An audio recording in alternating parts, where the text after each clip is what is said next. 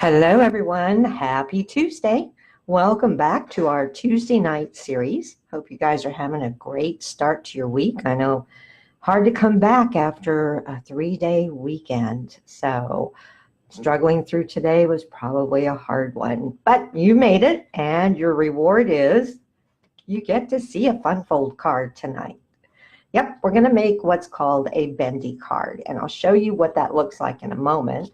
But we're going to be using Dashing Deer and Winter Woods. You saw me use Winter Woods Saturday when we did the tea tin decoration and the cards that went inside. Dashing Deer I hadn't played with yet, so I thought I'd pull that one out. And they both have beautiful, beautiful stamps in them, but we're actually not going to do much stamping tonight. We're going to use dies to decorate. About the only thing we're going to stamp is the sentiment, which comes from Winter Woods, thinking of you this season. All right, so let me pull these out of the way. I'll probably bring them back in to show you some of the dies I used, but this is what I mean by bendy card. Don't know if you've seen one before or not. This is just my prototype. So yes, it is all marked up and I made quite a few mistakes on it, but you get to benefit from those mistakes because I'm going to show you the easy way to do this. Hi, Roz. Thanks for joining. So it's called a bendy card because obviously it bends, and that's what helps it stand up. And it's wonderful because you'll do your background here, and then you've got two foregrounds that you can use. It's still mailable, and I'll show you how. It simply bends because we have these slits cut strategically, but if you take the arms out of the slits, it folds flat into 5.5 by 4 1/4. So easily fits within an envelope. Okay, and I watched several YouTube videos use measurements. As you can see, I've got measurements everywhere. And guys, I'm going to show you the easy way where you really don't have to do all the measuring that I did.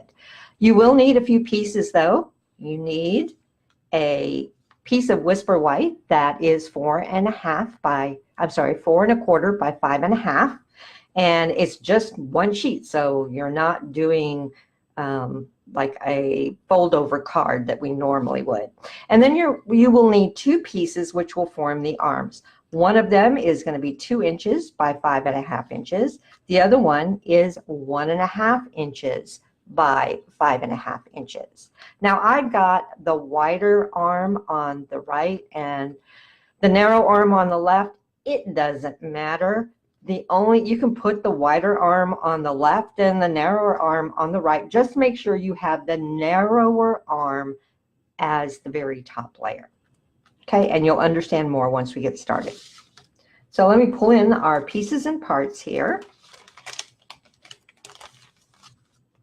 We're also going to be using some of that gorgeous, gorgeous, hello,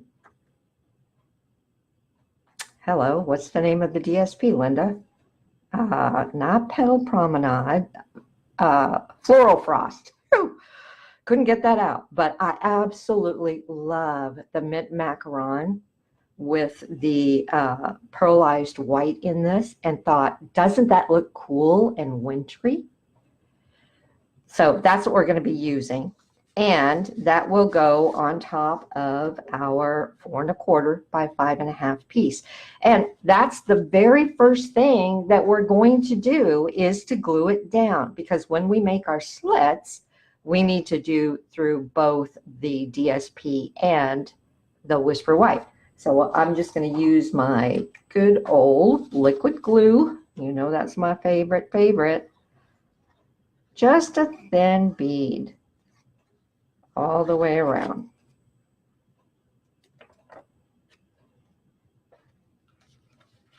I'm just going to stand it up here so that I can make sure that I have it all lined up even. And then we can put our glue away. Okay, I did cut my 2 arms. Move these other pieces out of the way. And as I said, on my bendy card, I had my wide arm over here on the right. You could just as easily put the wide arm over here on the left with the short arm on the right. It doesn't matter, but you do need to make that decision before you start putting it together. Now you'll notice these are not straight pieces of Whisper White like in this example, and that's because I wanted snowbanks. And your Winter Woods, I believe it is, yep, has the perfect die and is exactly the correct length if you lay it down here to do your snowbanks. So I went ahead and did the edges of my two arms. I cut them with that die.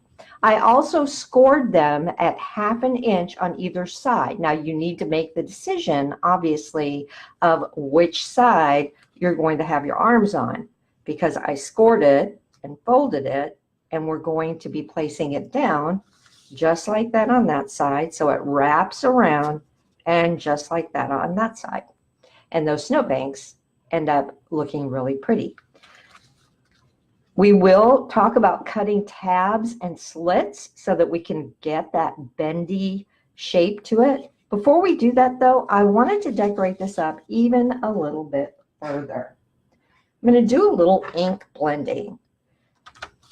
So I'll bring in my Smoky Slate, and we're just going to make it look even more snowy than it does just by using the dies. Let me get a piece of scratch paper here. There it is. Because I get messy when I'm doing this. Open this up. And how can I create snowbank shading on this? I created a template. I've got one side is for clouds, the other side isn't as curvy, and this works really, really well for snowbanks. And this is how easy it is. So I know that this is my curved edges go up. So, and this is going to, remember, fold around the back. So I've got the correct side facing up. That's step one. I'll ink up my dauber here. And then I don't have to worry about the part that's bending. As a matter of fact, I'm just going to go ahead and fold that under. And then I'll lay this down where I want it. And it doesn't go all the way to the edge. That's fine. That's no big deal. Just want to make sure I have it about where I want it. Starting off of the paper, I just want to run right along that edge. And it doesn't look like much right now, but it will when I lift it up. And there you can see I have the starts of a snowbank. How do I take care of this edge that stops before the end? No worries. I just come back in here and I will angle my snow going slightly different way. Come back in and again, lightly ink up following the edges. And you can see how that's taking shape.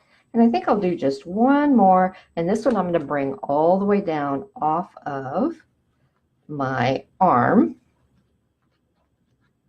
And that will help make it look nice. So there we've got some snowy banks. And then I'll just repeat the process right here. And again, I don't have to worry about that the very edge, because that's going to get folded under. So if I get a little ink on that, no worries. And then I'll come back through here and do a little bit more. This is my shorter arm, so I can angle it even more. And then maybe just one more. And again, I'm going to pull this one all the way off the edge of the page. Slow little circles give you the best shading. And there we have it. So that's all the ink blending I'm going to do. We'll put away our ink pad now. And let's move on to actually assembling this.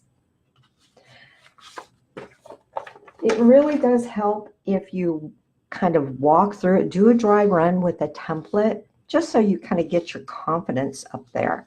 Because once we start assembling this, as you can see, I made all kinds of slits, and you don't want to do that on your finished card.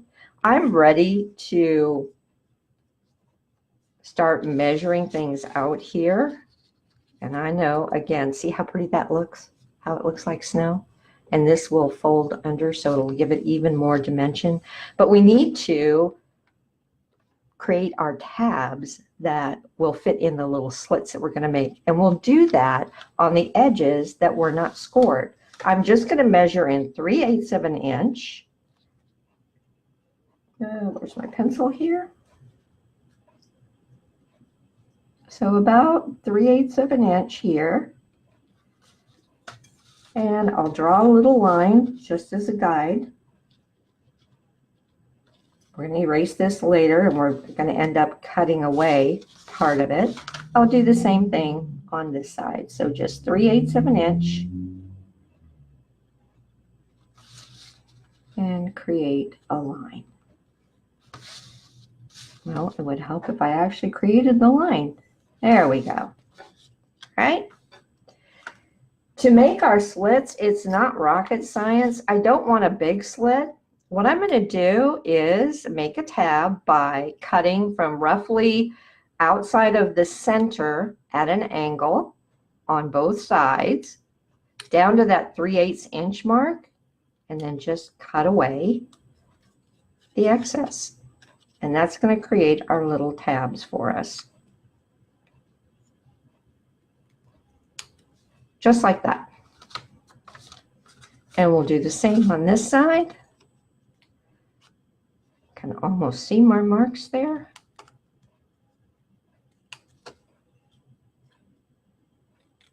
Now here's why getting the exact placement of these wasn't so terribly important the way I'm doing it, because instead of coming to this part and measuring in and measuring over and marking on here, we're going to use the actual arms themselves as our guide to where we want to make our slits. All right, let me erase my pencil marks here. And we want to go ahead and attach our arms. So we're going to attach both of them at the very back. You can use your tear and tape, you can use liquid glue, whatever you happen to have on hand. You do want it to be a strong adhesive, because obviously it's going to get folded back and forth, and it will get some wear and tear on it. All right, come on, liquid glue. Must have had a little bubble in it. And then I'm just going to line this up. I like liquid glue because it gives me that extra moment to make sure I have everything lined up. And then I'm just going to set my block on it while I apply glue. Now, normally when we do tabs, we're applying glue on the outside, but remember, this is wrapping around. So we're applying the glue or the tape, whatever you're using, to the inside. And then again, line it up and give it a moment for the glue. Okay, I can put my glue away. You can make your slits, and that's what I did with this. I did measuring and I used my trimmer, and what a mess. To make it easier, I'm going to use an X-Acto knife. And where's my mat? You always want to use a self-healing mat anytime you're using an X-Acto knife, so that you don't damage your work surface. Oops, stuff all over here. So let me bring mine in without jostling the camera. And remember, our wider arm goes to the inside and our narrow arm to the outside. So how did I determine where to make my slits? How's it going to be easier? Instead of trying to measure, guess what? I'm just going to kind of fold this over and decide, where do I want my slit? How much of a bend do I want? And once I have the answer to that, I'm going to take my pencil and mark on either side of my tab. Now I know that I'm going to be cutting between those two marks. And that's where my tab is going to sit. Let me see if I can get this on the first try. I'm going through 2 pieces of paper here. So make sure that I'm going all the way through. Not yet. Almost. A little bit of pressure there. And there I've got my slit in the back. Now let's see if I've cut it wide enough for my tab to fit in. And it still needs a little more. And this was the problem I had using the trimmer, is I couldn't, sometimes I would go too far, sometimes I wouldn't go far enough. Now go ahead and feed that through. It's a little harder when you've got 2 pieces that you're working with, but it can be done. And there's my first bend. Really pretty easy. Next, we need to figure out, where's our second bend going to go? And again, I'll use my arm as a guide. Say, do I want that much bend? Maybe I want it just a little bit flatter. You decide. And then make your pencil marks. Here, now the wide arm, we cut the slit in the base. But for the narrow arm, you're going to cut the slit in that wider arm so that it's going to rest there. So I'll get out my knife again. See if I can cut a straight line. You always can put a ruler down if that's easier. This should be not quite as hard to go through, simply because it's only 1 sheet of paper. And with our base, we had to go through 2. Now let's see if I've done this right. So this is going to go in there. And it may help to take your bone folder and just give it a little curve. Sometimes that helps it go into the slots easier. So I want to make sure, yep, I cut that one enough.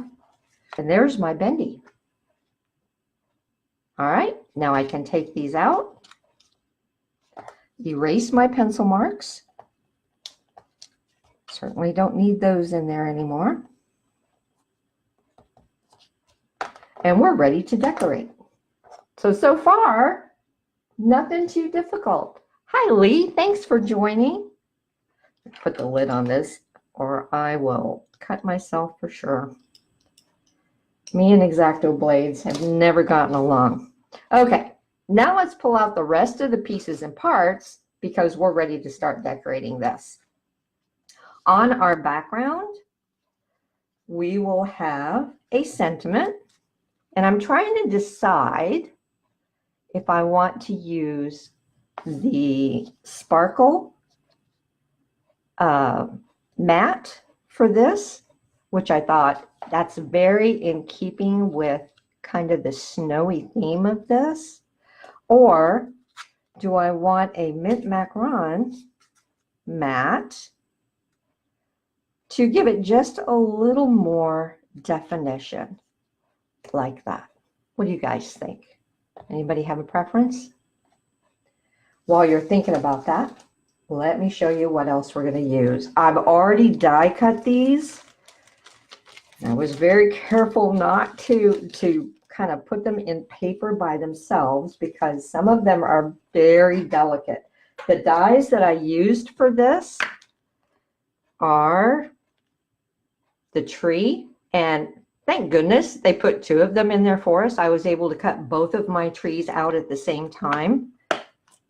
And then the other one we're going to use, okay, where did my stamp set go? Is this gorgeous deer. And I cut them all out of sparkle glimmer paper.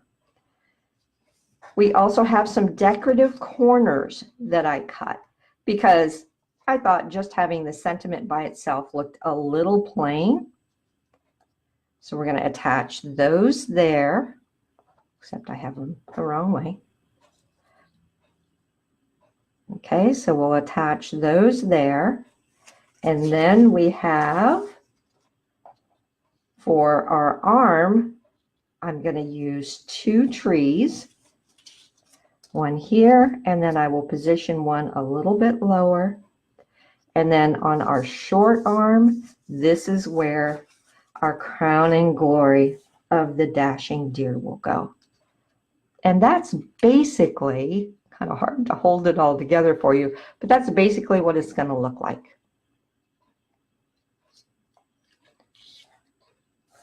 I'm going to work on the back first, and let's stamp our sentiment. Again, our sentiment comes from the Winter Woods, Thinking of You This Season. I've already got it here on a block, and I thought I would use the Mint Macaron ink. I think it's just really going to go well with the rest of the card. Let me make sure I have this going the right way. Line it up here and stamp it down. Ugh. Got too much ink on that, so we'll just turn it over. Actually, you know what? I cut a second one just in case. Your Stamparatus might come in handy. I just pressed down a little too hard. So let's try not pressing down quite so hard, Linda. Give the ink a moment to set up. Oh, much better. Much, much better. So now that you know, I'll put this ink away. We don't need it anymore. Now that you know the rest of the pieces, what do you guys think? Should I use the sparkle as the mat? Or is that going to be too much sparkle? This was the dilemma. I mean, I love the way it looks against that paper, but I just thought, is that way too much sparkle? So what do you guys think? Should I stick with it?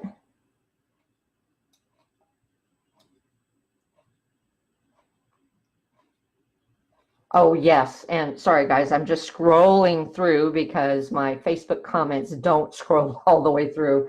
The X-Acto knife is a Fiskars. So you can always tell they have the orange handle, but I love it. I have more control because you put your finger through there, and that way it's just much easier for me to cut down into the paper. Not very expensive. I really, really like it.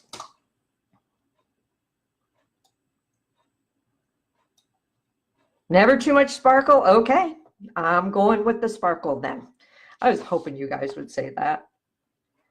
So I'll bring back my liquid glue and we'll just glue this down. Come on, glue.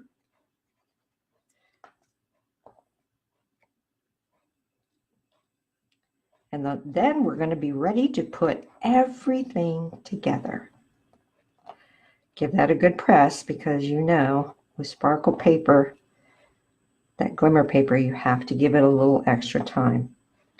I am going to go ahead and use liquid glue for everything, and it's a little bit messy sometimes. You certainly could bring your, put a little dab of it on your silicone mat and take a sponge and sponge it on.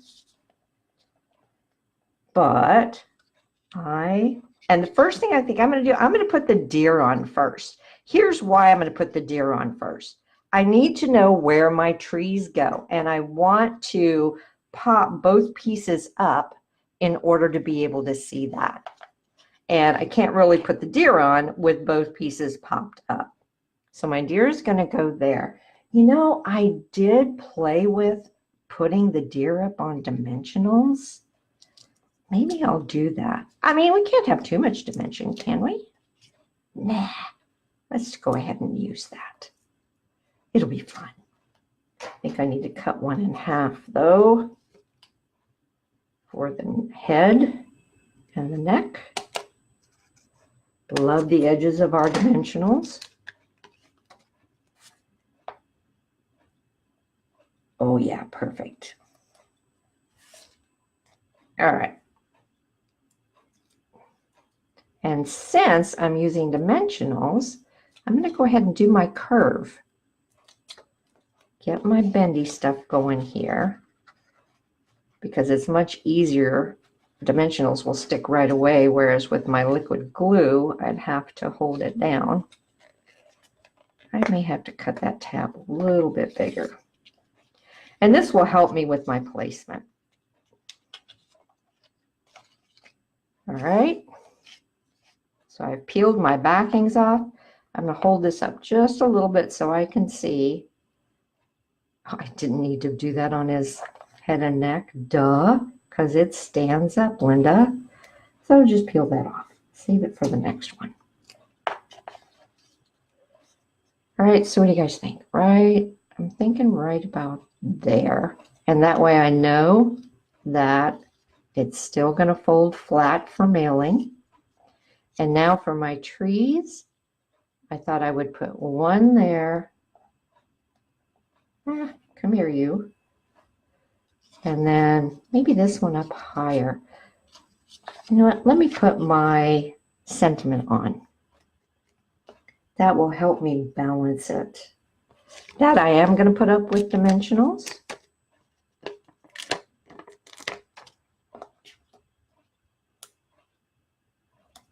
So did you guys have a good Labor Day? Ours was very, very quiet. Just the way I like it. Cooked up some salmon for dinner. Hubby was so happy. All right, I'm just going to pull this up a little. And I want my sentiment. Yep, right there. Now I can work on the trees. You also could use glue dots if you kind of folded them in half. See, I'm glad I put the sentiment on because this tree is going to be too tall. It's getting in the way of my sentiment. So I know that I need to do it a bit opposite. I need my taller tree to be on the outside. And it's going to go right about there. So this one's easy. I can kind of tuck that right there and hold it while I work on this one and see how thin a bead of glue I can get. You don't have to glue the whole thing. As a matter of fact, we don't want to do the top. You just want to make sure that we've got enough glue on the bottom areas that it's going to hold. So I think that's probably all the glue I need. And we'll put this towards the outside, just like that. Now I can do the same for this. Again, just worrying about doing the bottom part of the tree. This is definitely not one you would want to send through the mail because you don't want, I just made a mess with my liquid glue. You don't want these to get bent at all. Let me undo this here now so that I can press this down.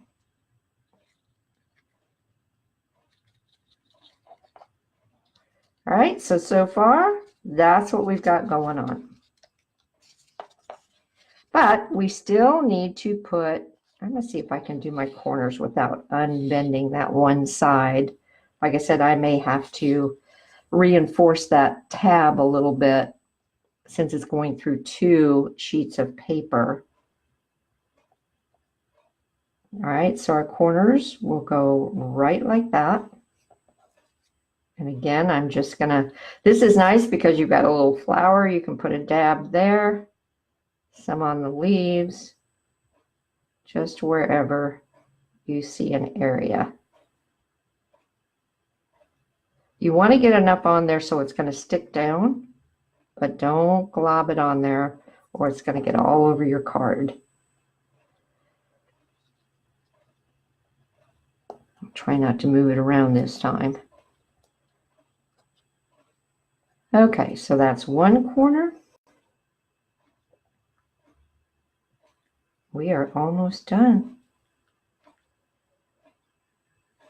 I knew once I got the mock-up made that this wasn't going to be difficult to demonstrate for y'all. So I hope that you will give it a try. I think that you'll really, really like it.